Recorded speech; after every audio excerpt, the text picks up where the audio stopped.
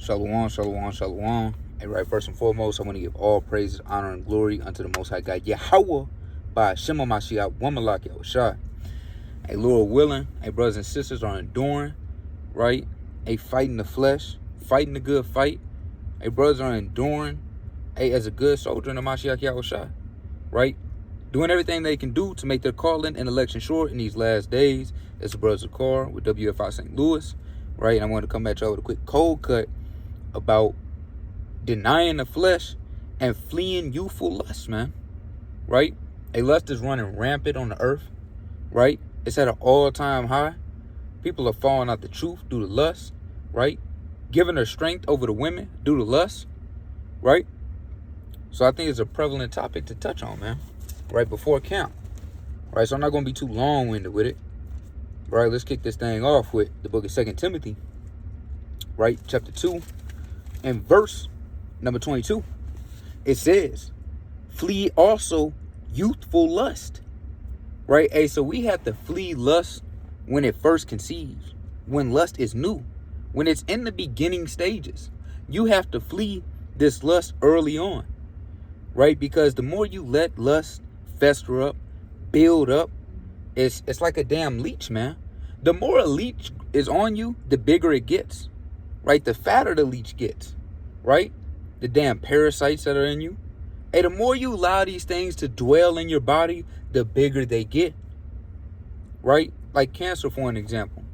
Hey, if anybody know about cancer, if you catch cancer quick on, you can cut the cancer out, hey, to where you may live. Same thing for a tumor. If you catch a tumor early on, you can get that thing to where it's not life-threatening. You get the surgery, you get it removed, right? But when you get to a certain point, stage 3 cancer, going through the chemotherapy, hey, it's too late, man. Right? 9 times out of 10, there is no coming back from that. The doctors give you a set date, right? You have a projected date to live to this time. We're going to put you on all the medicines, right? To just alleviate your pain and to endure, to make you live out your life just a little bit longer, right? So same thing, man. If you flee that youthful lust, if you cut that cancer off at the beginning, you may live. But if you don't, surely you will die, right? Let's get that real quick. In the book of James, chapter 1, and verse number 14.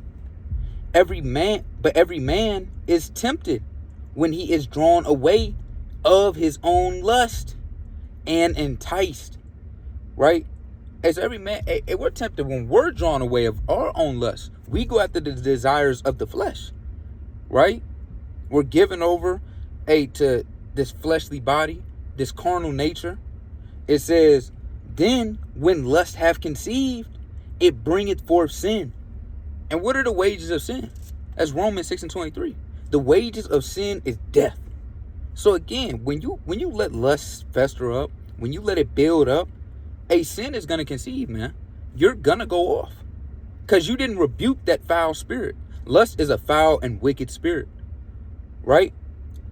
And sin, when it is finished, bringeth forth death.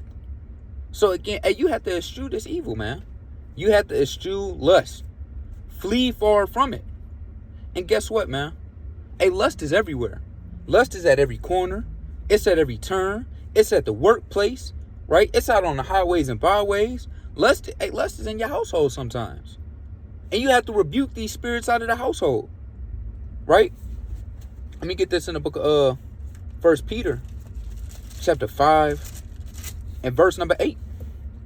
It says, be sober, be vigilant, because your adversary, the devil, as a roaring lion, walketh about, seeking whom he may devour. Lust is walking about seeking its next victim, man. Right? Where your eyes are given over unto.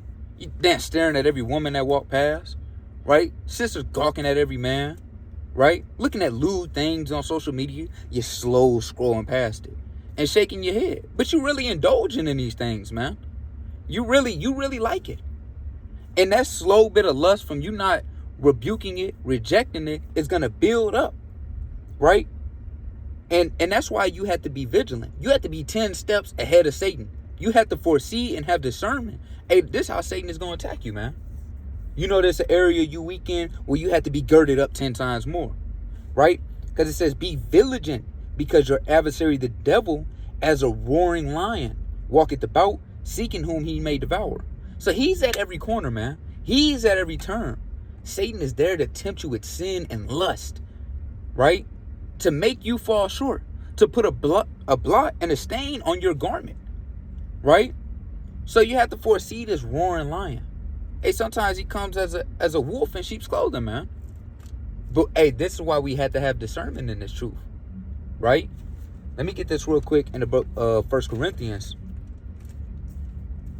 chapter 10 and verse 13. Because, hey, guess what, man?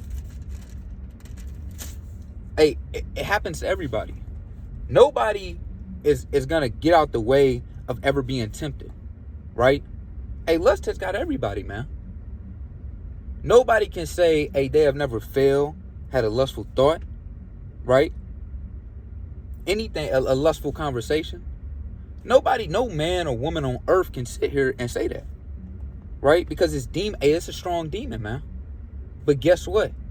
When you realize that you have to purge that leaven out, right? This is the book of 1 Corinthians chapter 10 and verse number 13. There hath no temptation taken you, but such as is common to man. Hey, this is common. This is common to all men. None of us are above this. Don't think you're high and mighty and this will never happen to you. Because guess what? That'd be the very thing that you fall from. You are sore mistaken that you think you're above this. It says this is common to man. It's not a rarity. It's not that rare ruby that you find that it talks about in Proverbs chapter 31 and verse 10. It's not that ruby. It's not those jewels that are rare and hard to find. This thing is common, man. Right? 9 out of 10 men and women had this. Right? It says, but Yahweh is faithful and will not suffer you to be tempted above that ye are able. Hey, but the Most High God, he's a just God. He's not going to tempt us above what we can handle. But it's up to us, hey, to not bend a knee over and get molested by this lust demon, man. It's up to us to see the way out and take the way out. It's a small blinking exit sign at the end of the hallway. It's flickering. And you're in the midst of a dark, creepy, wet, moldy hallway, man. It's a slow drip. It's a puddle, and the drip just keep hitting the puddle. It's all you hear. Slow light flickering with the little buzz. Hey, y'all know the hallway I'm talking about. And guess what? There's an exit sign at the end. But you decide to dwell in this nasty hallway, man, which is lust. And go even deeper into the dark until the exit sign fades away. But guess what? The Lord gave you a way out, man. You just didn't take it. You didn't call that brother. You didn't call that sister, right? And had them exhortate you through the precepts, right? You didn't meditate on the right precepts. You over here thinking about a Daniel prophecy while you dealing with lust. Brother, that's not what you need to be thinking about. Sister, that's not what you need to be thinking about. You know you're about to go off. You know what you're doing is wrong. And you decide to not think about the precepts. Hey, these things were written aforetime for our learning, man. That's Romans 15 and 4. Think about the account where Joseph fled from lust, man. A woman was trying to grab on him, right? That's Genesis chapter 39 and verse 7 through 12.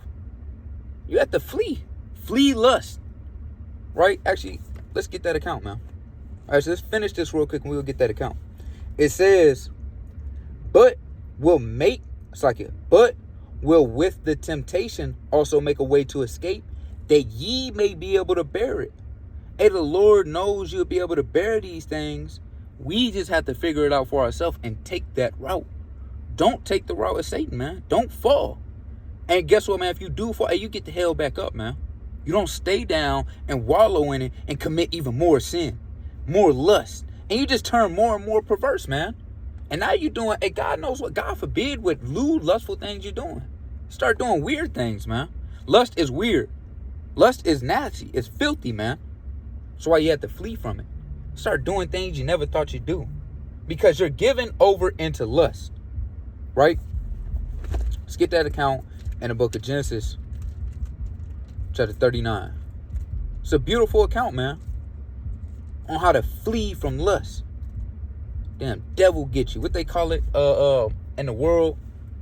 Damn succubus, right? Damn succubus try to grab you up, right? It's the book of Genesis, chapter 39 and verse 7. It says, and it came to pass after these things that his master's wife cast her eyes upon Joseph. Lust, lust, she cast her eyes upon you, man, right? Just the kind that you like, right? Whether you like a short, tall, right? Whatever shape that you like her, whatever hair texture that you like, colored eyes, right? The aroma, she's smelling good, smell like damn frankincense and myrrh, putting on all the sweet oils, right? Hey, she glowing, man. And she said, lie with me. How many brothers gonna resist that? Everything that you want, you desire, comes up to you and says, lie with me. I desire you. Out of wine. And rub your damn beard, man. Hey, brother, you got to refrain yourself. Let's see what Joseph did. But he refused and said unto his master's wife, behold, my master wotteth not what is with me in the house, and he hath committed all that he hath to my hand. There is none greater in the house than I, neither hath he kept back anything from me but thee. Right? And Joseph's keeping integrity, and he kind of putting her in check, man. Hey, no. Hey, the Lord has gave the master of his house has gave me everything but you. This is wickedness, right? Because thou art his wife. How then can I do this great wickedness? Hey, Joseph, he's calm, man, right? His heart isn't racing, man. He's not flustered. He didn't giggle. Brother's giggling, man. You start laughing. You tripping. No, brother. It's a time to be locked in, man. Be serious. It's not time to be bashful and say, well, yeah, maybe. And brother, you just give into it. And she start roughhousing you, man. She throw you up against the washer and dryer. She pick you up and put you on the washer and dryer, man. Right? And it says, and sin against God. See, he thought about the laws of God. It was the first thing he thought about, man. Were the laws of the Most High God. Because this is what was on Joseph's mind. Right? Not lust. It says, and it came to pass, as she spake to Joseph day by day. Hey, she spake to this man day by day, begging him, pleading him to lay with her, man. Come into the bedchamber. I'm led to believe she pulling down the shoulder. Excuse my language. Hey, we're gonna get a little graphic, not too much, but she kind of bending over in front of him, dropping things and picking it up. Right? Hey, brothers know what sisters do, man. Right? Just enticing them in every way, wearing tight clothing, right? Kind of waiting for you to come around the corner. She come around in a towel. Oops. No, man. And she's doing this day by day, right? It says that he hearkened not unto her to lie by her or to be with her. Hey, man, I don't even want to be around you, man. Get away from me. It says, and it came to pass about this time that Joseph went into the house to do his business. So Joseph has to go in there to do business, man, to work, right? Because he's the master of the house gave him everything in there to do, right? So he has to go in there to do this business. It says, and there was none of the men of the house therewithin. She kind of set this up, man. Told all the men to go afar. She seen Joseph coming. It says, and she caught him by his garment, saying, lie with me. Hey, so she got to a point, this demon got so aggressive, man, because Joseph was denying her. She grabbed him up by the damn collar, man, pleading, lie with me, right? And he left his garment in her hand. Hey, Joseph got out of there, man. He did the duck and flipped up out of his garment, right? It says, Slakia, and he fled and got him out. Hey, man, I'm led to believe Joseph ran a sub 4.240, man. He ran the fastest 40-yard dash, hey, to get the hell up out of there, man. Right? left clothes and all. That's how much, hey, he got out the way of evil, got out the way of lust, right? You have to run fast from this thing, right? You can't just sit there and indulge. He rejected this youthful lust from the time it conceived. He said, no, no, no. Meditate upon the laws of the Most High God. These were the first things to come to the forefront of his mind. The laws of the Most High God. How could I do this great wickedness, right? So same thing for us. Meditate on these laws. This is a great account to flee from youthful lust, man. Right? Let me get this in the book of Sirach, chapter 18 and verse number 30. Hey, because these sins will make a laughing stock out of you, man. These sins will have you looking crazy out here. Right? It's the book of Sirach, chapter 18 and verse number 30.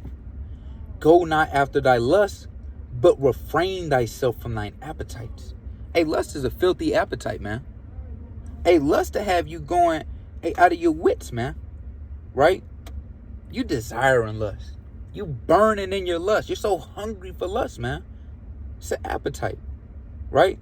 It says, if thou givest thy soul to desire that please her, she will make thee a laughing stock to thine enemies that malign thee.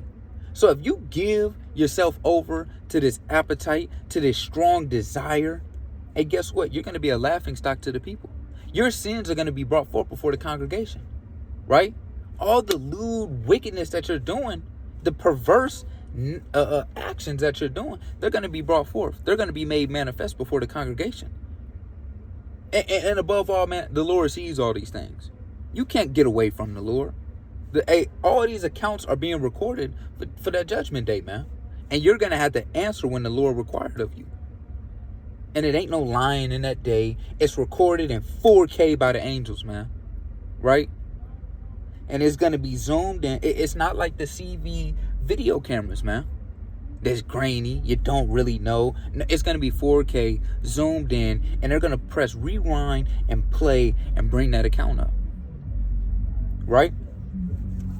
So, hey, we have to eschew this evil so we're not made that laughing stock in these days. So we don't get sifted out of this thing, man. Over lust. Right? It's not worth it. It's not worth falling out the truth over lust, man. Your spirit gets waxed worse and worse. Right? All you're thinking about is evil, wicked things. Right? So let me get this other quick precept. In the book of Sirach, chapter 21 and verse number 2. It says, flee from sin as from the face of a serpent. For if thou comest too near it, it will bite thee.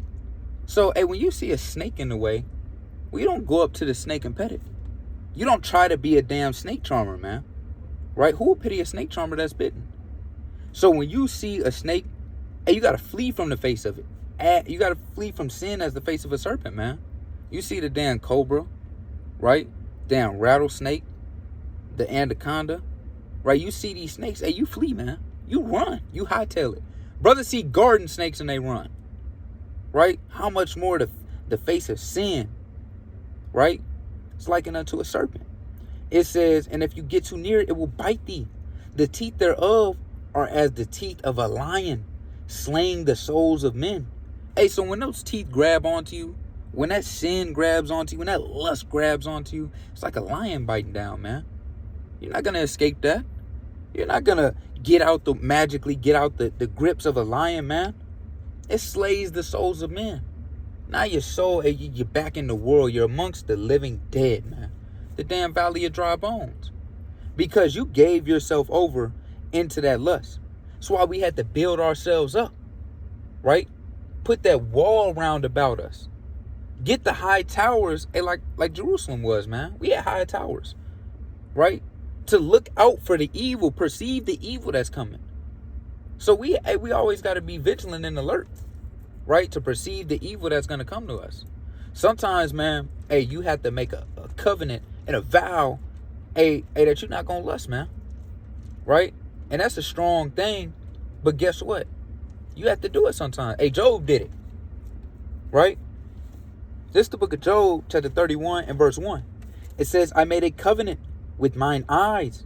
Why then should I think upon a maid? Hey, Job he made a covenant, man. I'm not going to look on a woman, man. Right? I'm not looking upon another woman. Right? He made that covenant. Right? And a covenant is nothing to take lightly. Right? Let me get this real quick. And above Ecclesiastes chapter 5 and verse number 4. This is a vow, man. It says, when thou vowest a vow unto Yahweh, defer not to pay it. For he hath no pleasure in fools. Pay that which thou hast vowed. Better is it that thou shouldest not vow than thou shouldest vow and not pay it. Hey, so the Lord say, hey, it's better that you not vow. Right? So it's a mighty thing to make a vow, right? And to stand 10 toes on it, man. Right? Sometimes you got to make that vow with yourself and the Lord. I'm not going to do this no more. And pray that the Lord strengthens you to keep this vow. That shows the integrity and the seriousness that you really want to eschew this evil. Right? Flee from this sin. That shows that seriousness, man. But you really have to be girded about. Right? It says, Slakia, let me go back to this Job.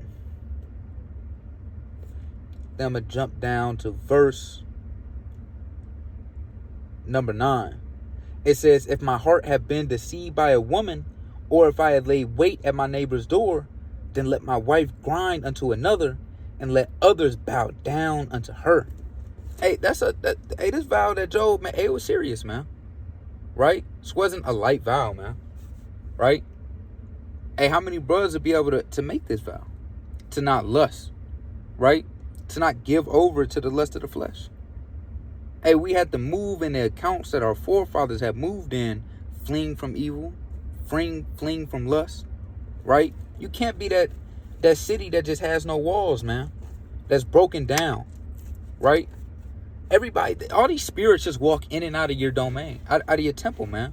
Right? They come in as they please. They muddying up the damn floors, tracking boot prints all over the place. Right? Damn cigarette smoke, all yellow walls.